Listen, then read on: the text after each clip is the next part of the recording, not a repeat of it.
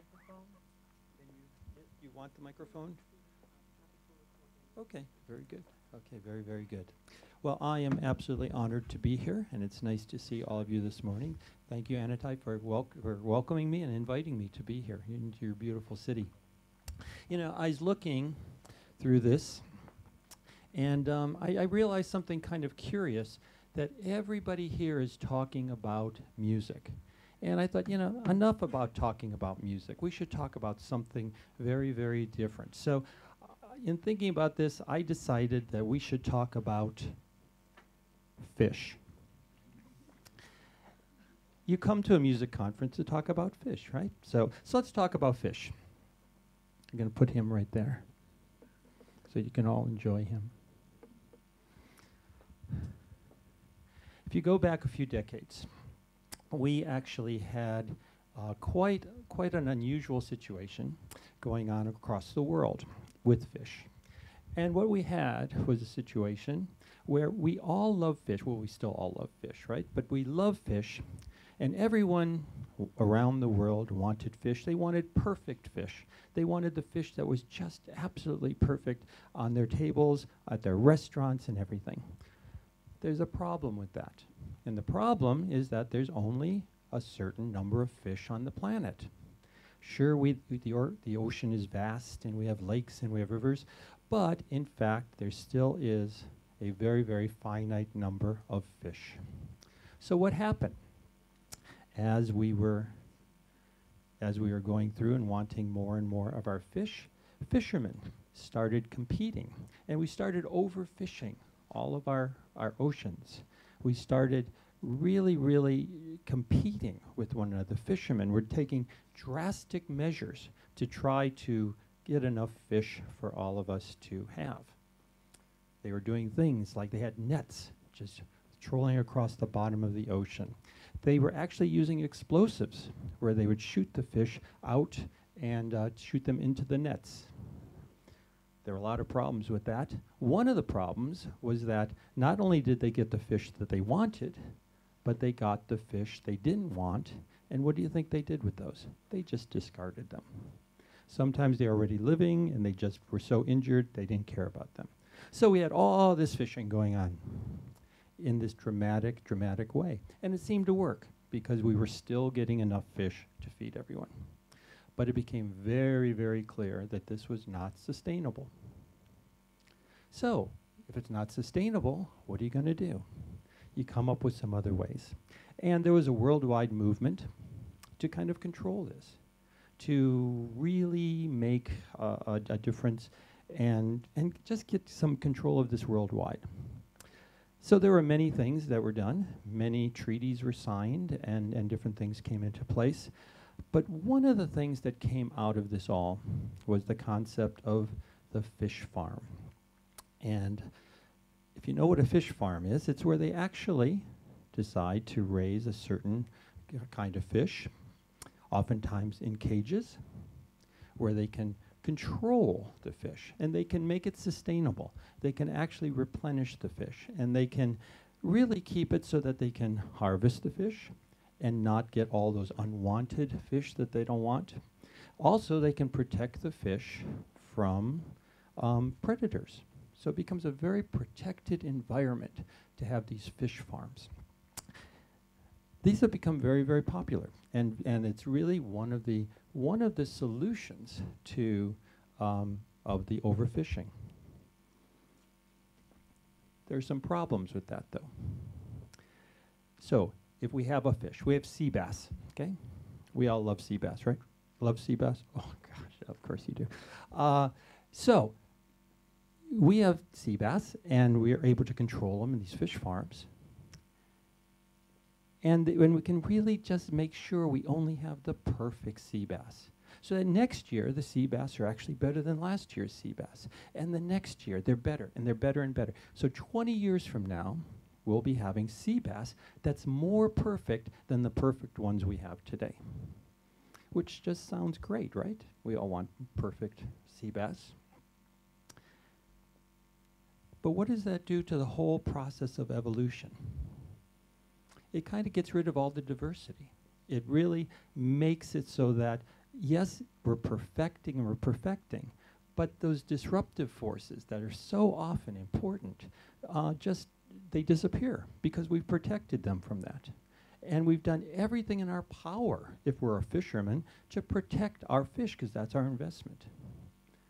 So even though it economically sounds very good, and we're producing the fish we want, for the sea bass, it may not be the best thing in the world, because we have stopped the whole growth of the species, and we have decided what's best, instead of letting nature just kind of take care of itself. So what we had was a problem. We had a problem with overfishing, and we came up with lots of, before we got to solutions, things got very, very dramatic, and we went to extreme measures to try to compete for the same kinds of things. One of the solutions was fish farms. And we have them today, and they seem really fine. So thank you very much. I'm glad I came, and have a good day. No, I'm not done. I'm not done. So I know Anatoly right now is thinking, why did I invite him? Okay, yeah. She's nodding. Oh, don't nod. Please don't nod. Yeah. What does this have to do with anything that we're talking about? I think there's a lot of parallels between that situation and the situation we have right now in music teaching. And I'm really talking about music teaching now at the tertiary level, at the collegiate level, but I think it can be expanded to everything. That what we have really created is a situation, or where we're in a situation, is really very, very much like we were many years ago with fish. So what am I talking about? So I can speak from the United States standpoint, much better naturally than any other standpoint. As you may know, there are 3 types of institutions in the United States that teach music. There are the state schools. These are supported by the government. And you may know Indiana, you may know University of Michigan, you may have heard of some of the bigger schools in that category. Then there's a second category. The second category is the private schools. And these are schools. USC is a private school, Juilliard, Curtis, these are the private schools. And then there's a third category of school. And the third category school is a commercial school. It's a for-profit school. Berklee College of Music, Full Sail. Some of these are the for-profit schools. They're all very different. But there's one thing that unifies them that we hear all the time. We hear over and over and over that, boy, there's just not enough musicians out there who want to learn music. And so what has happened is that these schools have started competing. And this isn't just an American problem. This is happening everywhere. They are competing for dwindling numbers of students, especially strings and double reeds. We hear that over and over and over. So what happens? Just like the fishermen, if we have dwindling numbers and increasing demand as more and more schools are being created, and they're all being created in the same model, we start getting more and more desperate measures as we compete for these students. In the United States, what that means is that we pretty much have to buy students to come and study. If we don't give them full scholarships and everything else, there's really no chance of getting the good students. But it's gotten really more extreme than that. And it's just not tuition, it's giving them apartments, giving them cars, arranging marriages, well, not really, but just whatever it takes to actually get the students, we are in that situation. There's 2 problems with that, or there's 1 problem with that. Well, there's a lot of problems with that. But one of the problems is, first of all, you're just competing. But what schools do is just like the fishermen, they bring in a whole bunch of students, and then kind of discard the ones that don't live up to the perfect standards. And think about that. Who are the artists that so often are the ones, well, the ones we admire? They're the ones who broke the mold. They're not the perfect sea bass. They're the ones that maybe came in and had the potential and then went in a whole new direction. You have people like last night, there was the Charles Ives. I mean, boy, Charles Ives, if he broke every rule in the book, he would not have fit into our institutions at all. But I'm not even sure a Beethoven or a Mozart would. If we eliminate that, if we're just bringing it and we discard those people, we have a problem. We have a problem with our art form. And we actually, by trying to improve our art form, by trying to make that perfect musician our definition of a perfect musician, we actually are eliminating all the diversity. We're eliminating all of the potential for that diversity, and that messiness and that grittiness that we were talking about this morning, it just goes away. So it's not a good situation for just about anything, because we have this problem with this. So we are in a situation where we have overfished. We are currently overfishing for the same number of musicians. A proof that this is actually a problem is how slowly we are adapting to changing times around us. We just keep looking at the same perfect musician that we have in our heads. And we're ignoring the fact that things are changing around us.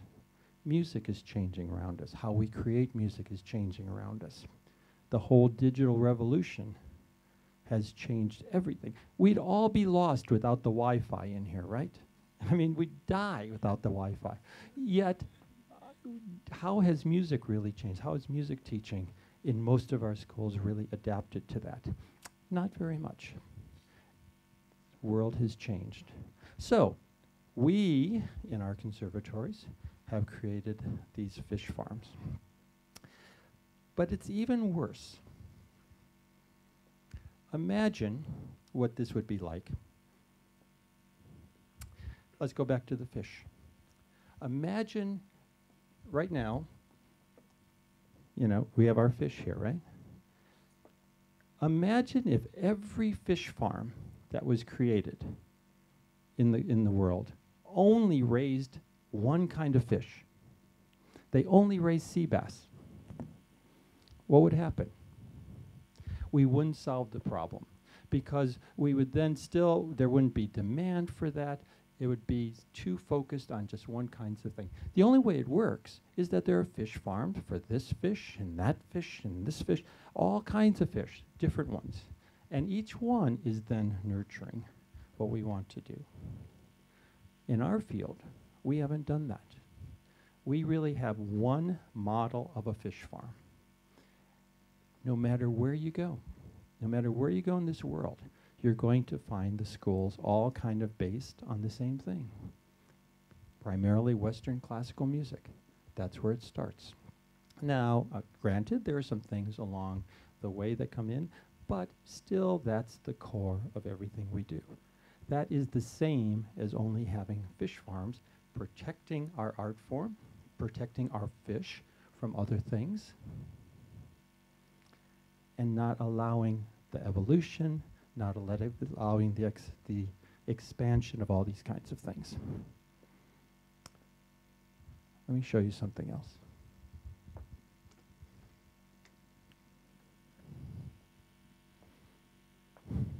Anybody thirsty? Coke. All of you know Coke? Okay. I wasn't 100% sure when I came. So I brought them from the States to make sure. So, Coca Cola.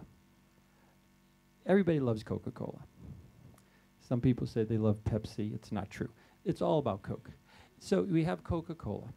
It's a worldwide brand. You recognize this. Yesterday, Mist at lunch noticed that there was just a tiny little thing on the water we had at lunch yesterday.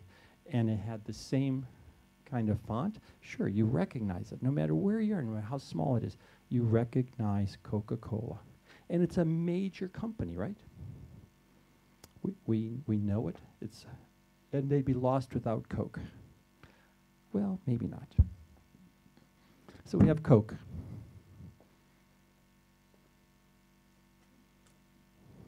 What's this? We also have Cherry Coke. We also have Diet Coke. We also, oh, look at this. Does this look like Coke? Those at least look like Coke. This doesn't look like Coke. It's made by Coke. It's Sprite, and it's Sprite Zero. Ah, here's the most shocking one. So Coke. Do you know that Coke started as a medicine? Yeah, it was a medicine at first. And then when I was growing up, you know what we used Coke for? It was wonderful for getting rust off of chrome on cars. Okay, so it's been a lot of things. So we go from that. Water, for heaven's sakes. Water. Coke makes water. Well, they don't make it, but they bottle it. Okay, how far are we going? Oh, this is from yesterday. This is the one, yeah. This is the one. Coca Cola Company, right there in tiny little letters. More water. How many did we fly with? Okay, here's another one. Sprite, but that's not Sprite Zero. What's this one? Oh, Coke Zero. So those are all made by Coke. They have absolutely diversified their offerings. So if we go back to when Coke was first created, this was their seller, right? This is what they all did. Of all of these, what do you think is their biggest seller today? Of everything you see on the table, which one sells the most? Somebody take a guess. The water. That's why you're the president. You know the answers. Okay, yes, this is actually their biggest seller, water. Could you imagine 100 years ago with the Coke saying, you know what, let's not sell Coke, let's just bottle water and sell it? People would have laughed. You know what else is interesting? This is the most expensive thing they sell. Here's the really interesting thing, though. What is the one thing in here? What is their least selling product here? Which of all of these, which is the one that they could probably do away with as far as sales go without hurting their bottom line? Somebody take a guess. The worst that can happen is you get it wrong. What do you think? Okay. Well, you got it wrong. Nope, that's not their worst seller. So let's try someone else. But thank you for that. What's the worst? What sells the least of all these products? Which one? No, actually, it's Coke. The original thing they started with is their smallest seller. Coke tried to take Coke off the market several years ago. If you go back about 10, 15 years, they actually tried to remove it. And then there was this big uproar because people said, no, no, no, no, you have to have Coke, you have to have Coke. Why? Not because they liked Coke, but this was kind of the identity of the whole brand. Where would Coke be today? Where would the Coca Cola Company be today if they had stuck with Coke? They'd be out of business. There's no way they would still be in business if it was just Coke. If they had not diversified into all these other things, they'd be a history. They'd be something we had read about. So what does this have to do with us? I think it has everything to do with us. What I'm seeing at schools everywhere is that we're all based on Coke, and we have not diversified. Once in a while, okay, so, maybe there's Jazz. Well, that's kind of Diet Coke, maybe.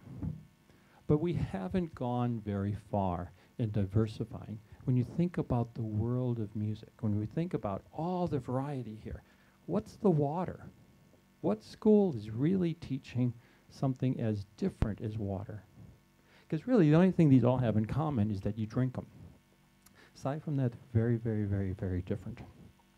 So, when we talk about sustainable fish or sustainable schools of music, it really comes down to the same thing.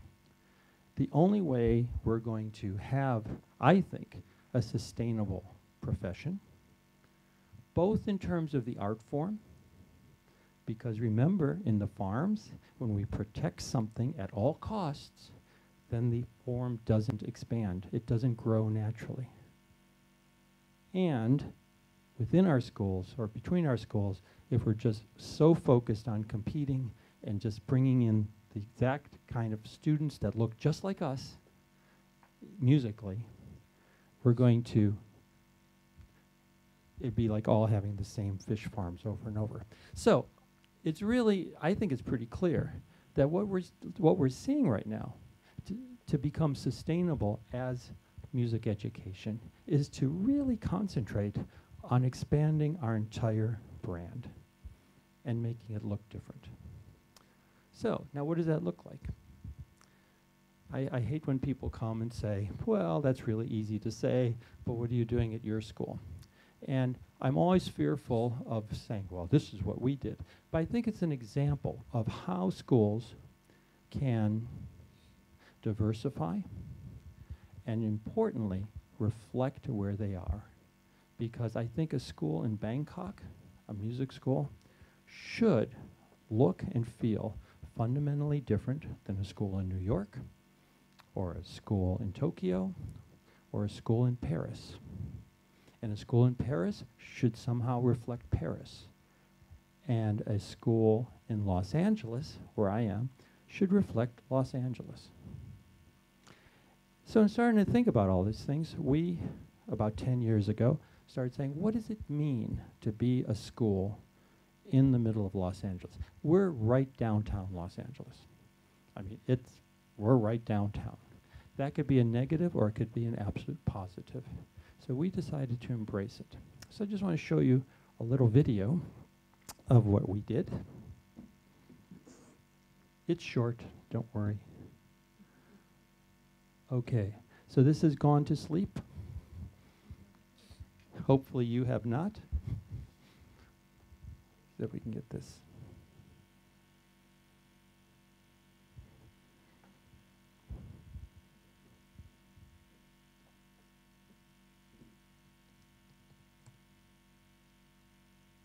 There we go. Okay, just hit play, would you? Think about, like, this is your voice. What are you trying to say? Again. It has its own unique artistic, how do we different? Here we go. Think about, like, this is your voice. What are you trying to say?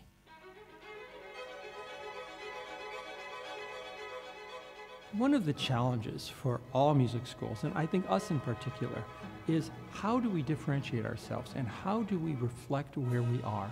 We are right in the middle of Los Angeles, one of the creative capitals of the world. It has its own unique artistic identity. Our challenge was how do we create a school that reflects Los Angeles? LA is the place to be, especially for new music. It is a completely vibrant city. It is truly becoming the epicenter of the country. Los Angeles is where the music business is. The opportunities are just like endless when you're in a city like this. The way we adapted to our culture here was to actually reorganize the school into 3 unique sections. We're actually 3 music schools in one. Los Angeles has such a vibrant contemporary scene that we created the contemporary division, popular music, songwriting, film scoring, recording. But Los Angeles also has a vibrant classical scene with the Los Angeles Opera and the LA Philharmonic, Los Angeles Chamber Orchestra. We really embrace that in our classical division. Los Angeles is also a working town for musicians. So we created the 3rd division, which is the scholarly and professional division.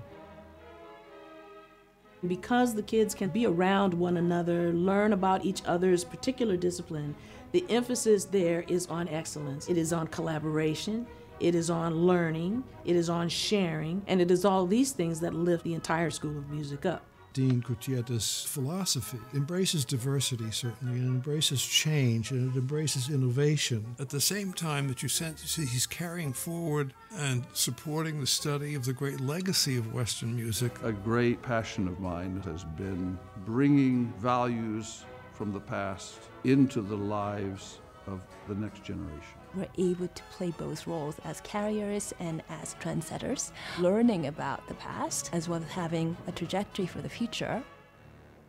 The Thornton School of Music is unique in that we are a standalone school within the University of Southern California. It gives students an opportunity to converse with people who have found the art in whatever it is that they do. A medical student, a journalism student. I do love this melding of different disciplines and to see how they really influence each other, how they take from each other, and what they give to each other.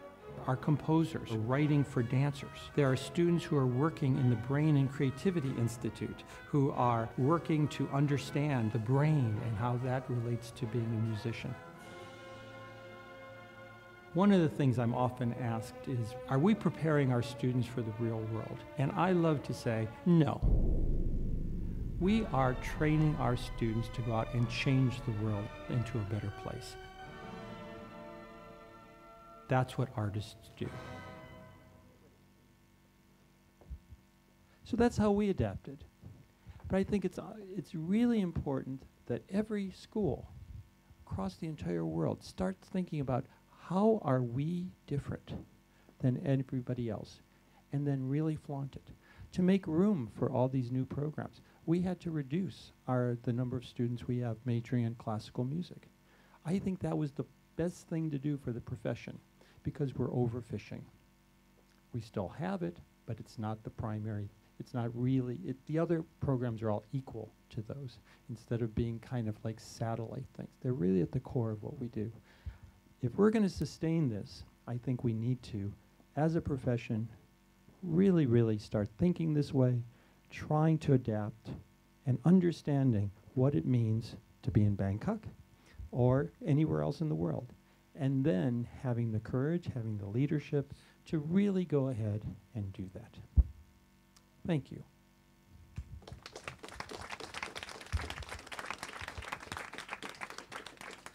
And did you notice it is exactly 9:30? Isn't that good? So, questions, please. Comments. Throw things at me.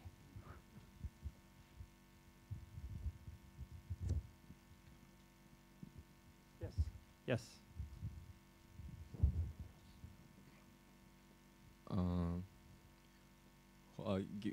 Wait, I'm still trying to frame the question in my mind. Let's see. I'm trying to frame the answer, so it's okay. Okay, so I can see that you are trying to, how to say, make this music sort of that diversity. I can understand that, and then, but I'm just wondering, like, what's your opinion about maybe, like you said in the Coke example, the Coke company tried to stop the original product because it was not selling well, but they decided to keep it. Maybe I'm just wondering, is that a good decision? Like, is there one day maybe it'll be better to just stop the Coca Cola completely? And wait, I'm not done. I think I'm asking this because it's like a mirror effect to like what about the preservation of culture, traditional music, that kind of thing. Is it maybe one day tradition should just die, or maybe we should preserve it? But do you see what I'm getting at? I do. Yeah. I do. That's actually really insightful. So, yes, this represents traditional classical music instruction.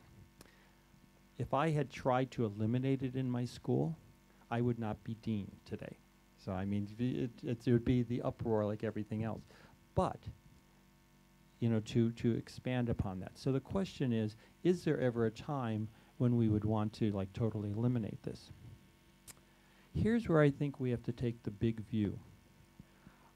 I don't think every school has to do this.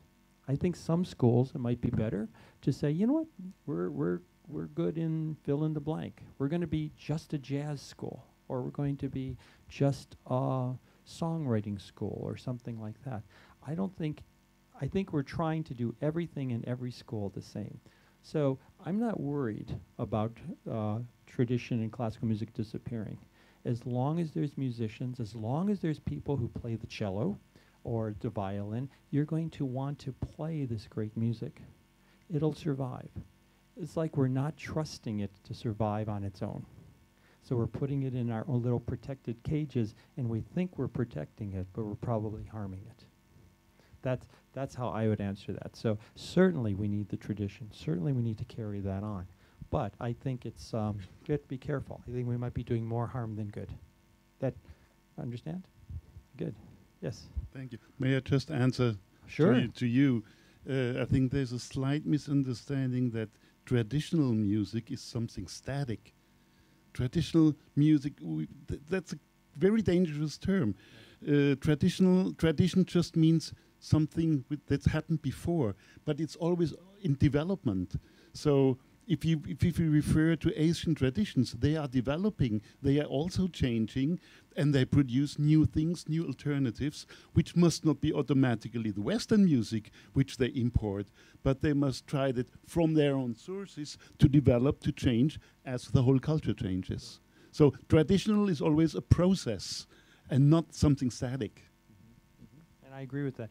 And that was why the analogy of, I worry that if we become too protective of what we're doing, we will keep that from happening. So, but it's also important to realize that that development is happening in every style of music. And we just shouldn't focus on just one of those. Yeah, you're absolutely right. Other comments?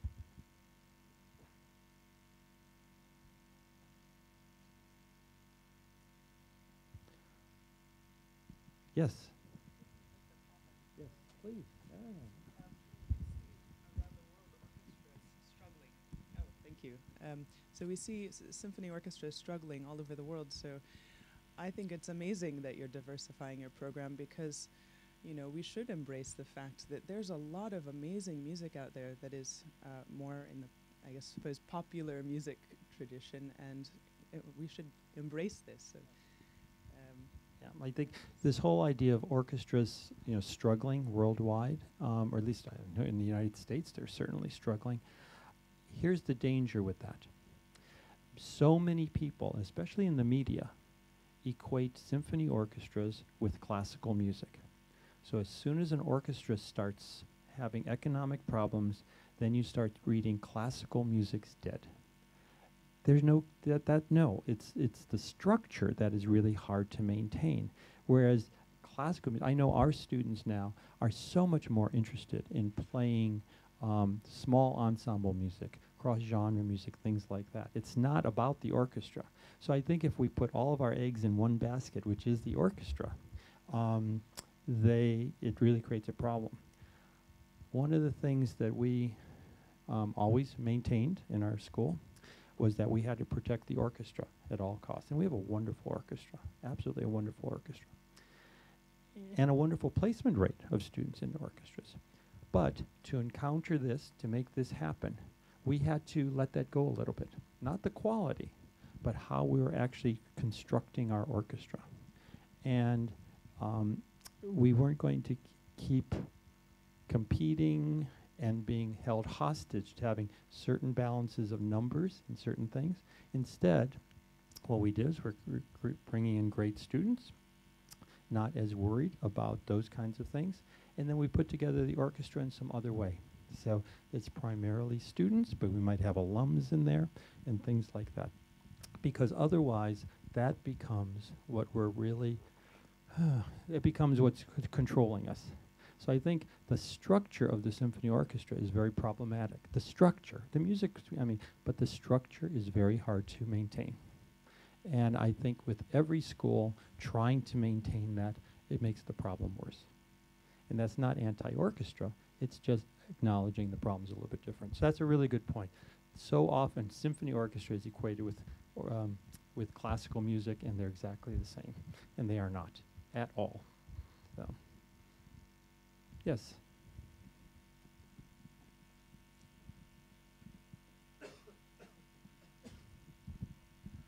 Thank you.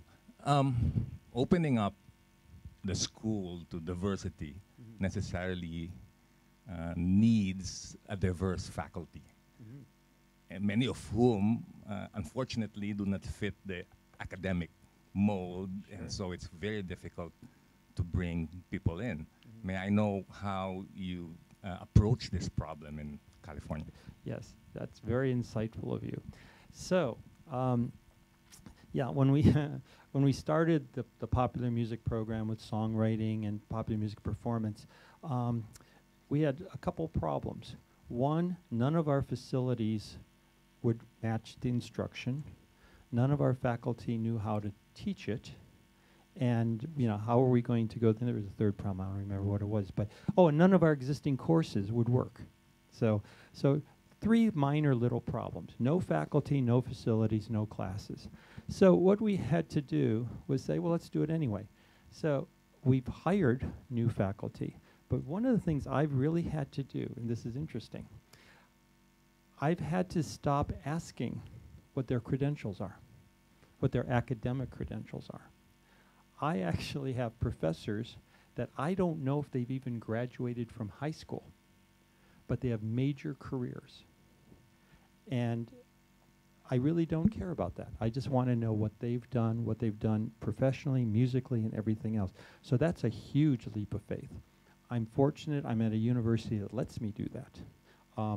But very few people in that area have doctorates or even master's degrees. And I think some have undergraduate degrees, but I'm not even sure. So you're exactly right that we have to change everything about what we do. We have created a structure in our system that, yes, we must have people who come out of our organizations. They must have a doctorate, and then they look just like us. It's just this spiral that we have created for ourselves, and we don't question it. And I guess that's the big thing. So I'm glad you spotted that, because that's huge. Just a follow-up. I mean, we do hire part-time lecturers, but, we filter. They cannot go to tenure tracks. Right. My question is, the new people you hire outside academia, are they placed on the same level as, tenured professors? They are. In fact, most of the people you saw in the video here are non-tenure track. One of the things I've done is that when we started this all, I eliminated tenure in the school. So I have lots of freedom.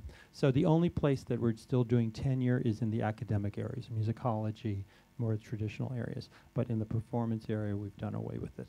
And why? So that everyone would be treated equally. That was really the key to this all. And it'd be very hard for a non-traditional person to get through tenure. That's the tenure problem.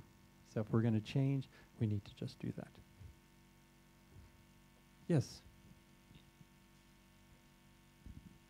So, thank you. This is a very general question, but how much do you think that the way music schools teach to the students depend on how the market thinks that musicians should be? I mean, like we all see, and especially on YouTube, like this very full HD performances with full HD audio systems and very polished performances, which are sometimes not so regional, or which don't say something new which don't bring something new to the music itself. So,